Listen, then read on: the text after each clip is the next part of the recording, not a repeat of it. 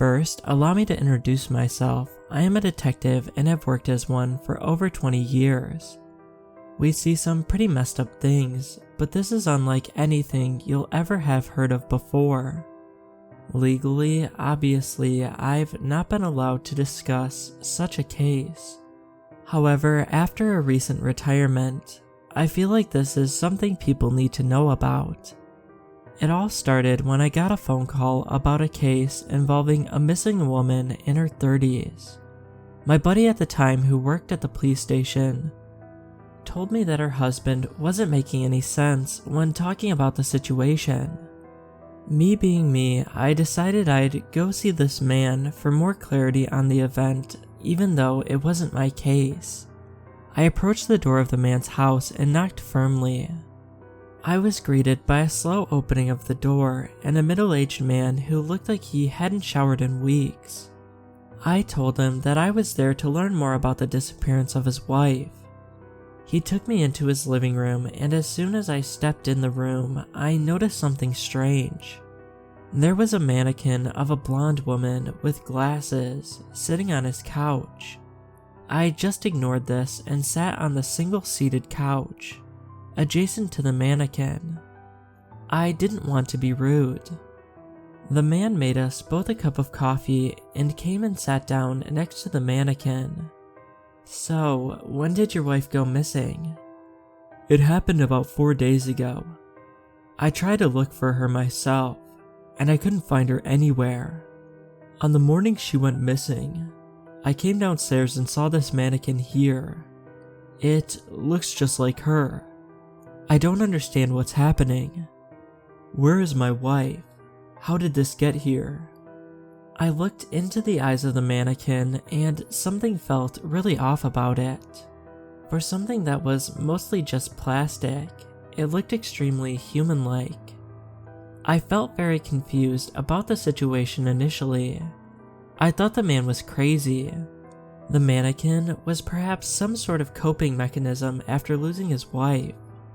After leaving the man's house, we did all the regular searches in the local area to find his wife, but we found nothing. A few days later, another case falls on my lap this time. In this instance, a 14-year-old boy is reported missing. I thought this was just another missing persons case, until I read more about the details of the report. It stated that on the morning of his disappearance, his mother tried to wake him up for school. She entered his room and repeatedly said his name, but there was no answer. She could visibly see a lump in the covers, so she knew her son was there. When she went over and pulled the covers off her son, she found that a mannequin that looked just like her son was laying in a sleeping position on his bed. Again, we did all the standard searches and we could not find the 14-year-old boy. The only thing left was this mannequin that appeared in his home. No explanation of how it got there. I checked everything. If there was a break-in, if the mother had spare keys someone might have found. Nothing. The only thing of notice was the fact that the disappearances took place in the same town. A week later, and things started to become really concerning.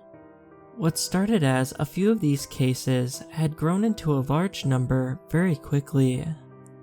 A 72-year-old woman was reported missing by her family. A day later, a mannequin that looks just like her was found on a bench of the local park she used to visit frequently. A 41-year-old man was reported missing by his brother.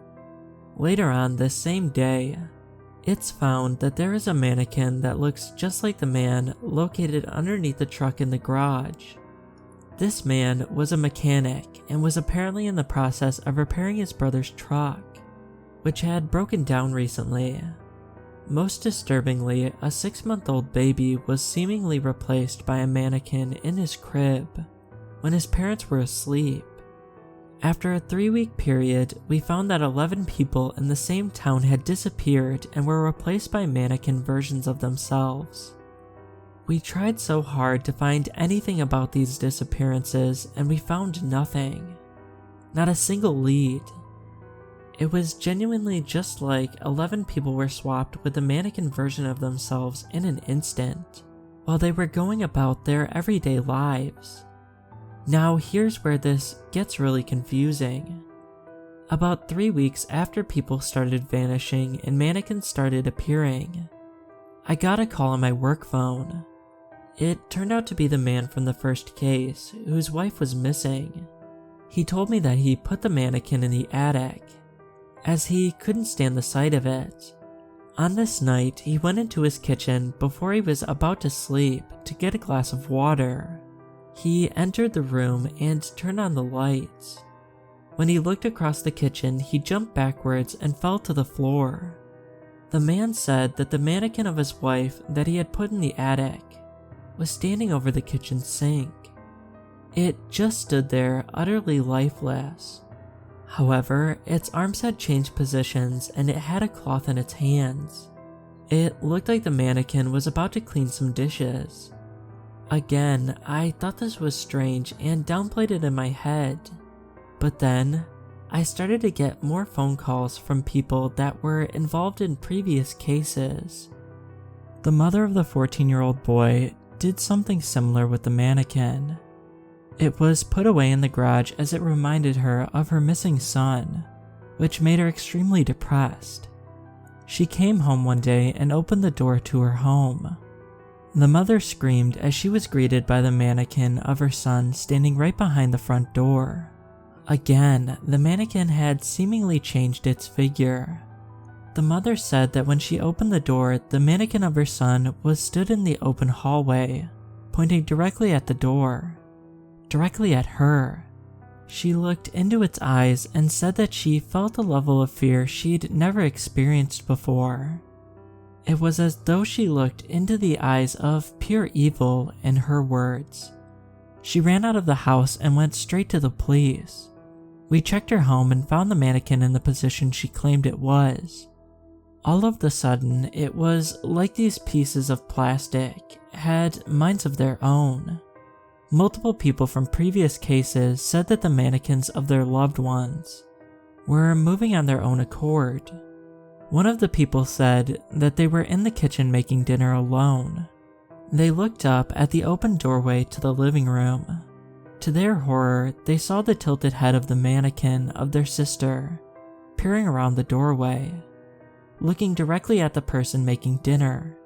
It was like the mannequin was menacingly watching this individual make their dinner. This made her run out the back door and again call us. Now, this next part will truly horrify some of you, so I shall warn you now. Turn away if you are scared easily. Remember the brother of the mechanic I mentioned earlier. He too found that the mannequin of his brother was moving around their home when he wasn't looking.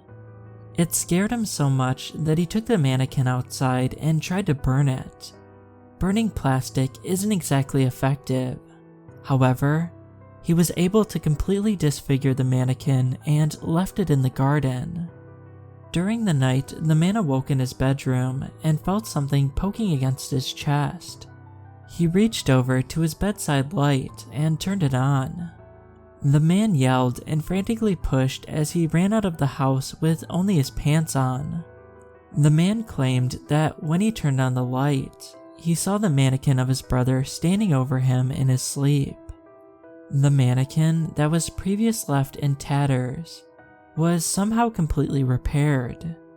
It had a knife going through its hand, and it was holding it against the man's chest. The scariest thing was the facial expression of the mannequin. You see, the mannequins all had a tone-deaf expression, as you'd expect. When the man turned on the light, he said that the mannequin lowered its head and looked directly into his eyes with the knife on his chest. It didn't have a tone-deaf expression. Instead, it displayed an emotion of anger, almost like it hated the fact that the brother tried to burn the mannequin and it wanted to take revenge. A week after these mannequins had been moving around when no one was watching, they all disappeared. all of them on what appears to be the exact same day. They were never seen again. To this day, I'm left with night terrors about these cases. They told me to keep quiet about this, but what's the point anymore? You have no idea how much it hurts to see these people so upset, and you essentially can't do anything. I'll never be able to shake this feeling off for the rest of my life. The people who disappeared before the arrival of the mannequins were never found.